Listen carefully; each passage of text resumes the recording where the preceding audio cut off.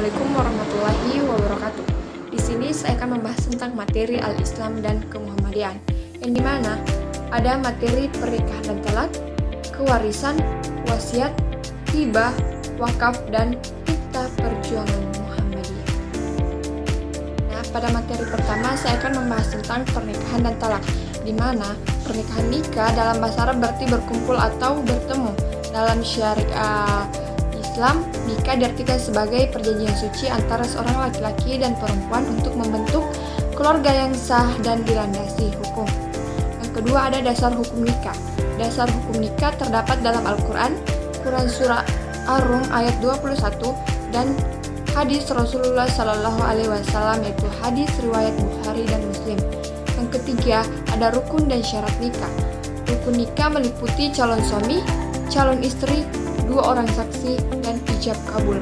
Di mana syarat nikah itu harus ada kedua mempelai harus beragama Islam, wali harus laki-laki, balik, berakal sehat, dan merdeka. Ijab kabul harus diucapkan secara tegas dan jelas. Membahas tentang materi talak. Talak dan macam-macamnya.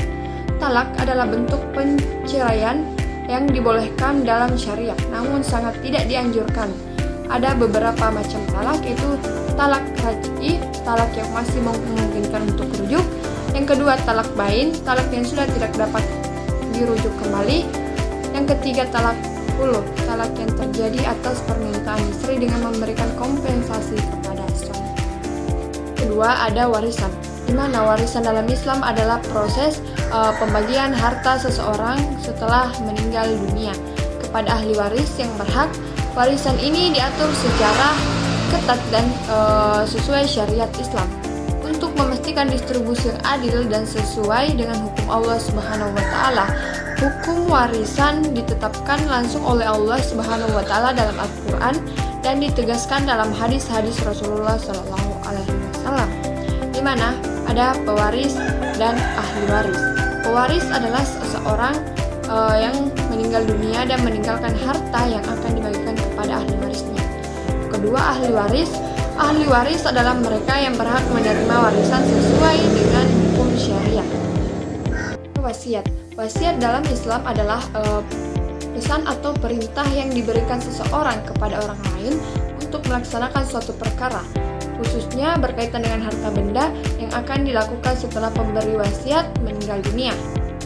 Wasiat merupakan salah satu bentuk ibadah yang dianjurkan dalam Islam, di mana seseorang dapat mengatur distribusi sebagian hartanya kepada orang-orang tertentu atau lembaga tertentu setelah kematiannya. 4 ada hibah. Hibah adalah pemberian suatu barang atau harta dari seseorang kepada orang lain yang dilakukan secara sukarela dan tanpa imbalan. Selama pemberian hibah masih hidup, hibah dalam Islam merupakan salah satu bentuk sedekah yang disyariatkan dan dianjurkan dengan tujuan mempererat hubungan sosial dan kedermawanan antara sesama. Adapun jenis-jenis hibah, yang pertama hibah umum atau mutlak. Hibah yang diberikan kepada seseorang atau lembaga tanpa syarat atau ikatan tertentu. Yang kedua, hibah bersyarat atau muqayyad. Hibah yang diberikan dengan ketentuan atau syarat tertentu yang harus dipenuhi oleh penerima hibah. Yang ketiga, hibah wajib. Hibah yang diwajibkan oleh hukum syariah dalam keadaan tertentu, seperti ketika seorang suami memberikan harta kepada istrinya sebagai bentuk pemberian mahar yang telah disepakati. Nah, ada wakaf. Wakaf adalah tindakan hukum seseorang atau sekelompok orang yang menyerahkan sebagian hartanya untuk kepentingan umum atau sosial dalam rangka mendekatkan diri kepada Allah Subhanahu wa taala. Wakaf memiliki keistimewaan sebagai amal jariah yang manfaatnya terus mengalir meski pemberinya telah meninggal dunia. Di mana pada materi wakaf ini ada syarat wakaf. Yang pertama ada wakif atau pewakaf.